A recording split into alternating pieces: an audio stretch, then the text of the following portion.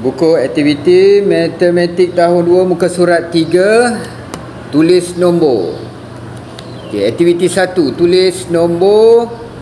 Dia tulis di sini dalam perkataan 81, kamu perlu tulis dalam digit 81. Okey. Lihat B 123. 123. Semak jawapan kamu. Betul? Ya, ni adalah 123. Kemudian lihat C 930. 930. Okey, lihat D 456. 456. Okey. Seterusnya 540. 540. Okey.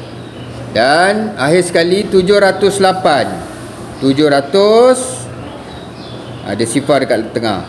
8. Okey, itu saja. Sekian, terima kasih.